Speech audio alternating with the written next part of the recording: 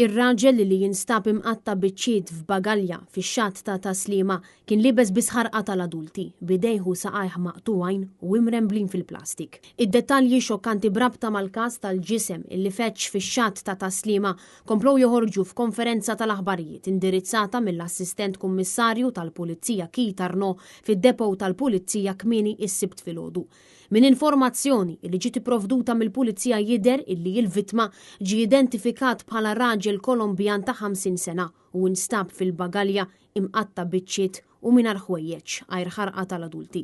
Mill-investigazzjonijiet tal-Pulizija jidher illi l-katavru tar-raġel safa mqatta b'mannara wara il-mewt tiegħu. Bl-awtopsja tikkonferma li fl-intern tiegħu huwa kellu aktar minn 100 kapsula ta' kokaina.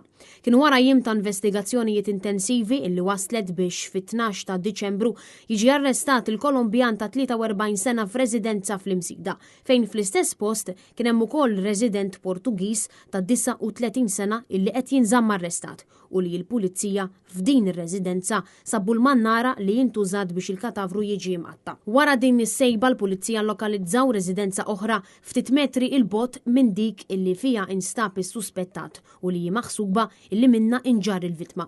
Minn dak li ġi spjegat fil-konferenza jidher illi żewġ persuni arrestati u l-vittma huma maħsuba li jagħmlu parti minn ċirku organizzat ta' kriminalità organizzata.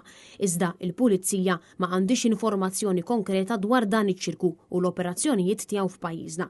Madankollu huwa possibbli li s-suspettat ewlieni għamel il-wasla tiegħu f'pajjiżna matul dawn l-aħħar xhur. L-investigazzjonijiet tal-Pulizija brabta mal-identifikazzjoni ta' ċirku organizzat li huwa maħsub li l-vittma u s-suspettat huma msieħba fih għadhom għaddejjin. Il-konferenza kienet indirizzata mill-assistent kummissarju Keith Arnaud u numru ta' spetturi oħra, fil-waqt li l-kummissarju tal-Pulizija Angelo Gafa ma kienx preżenti għal din il-konferenza.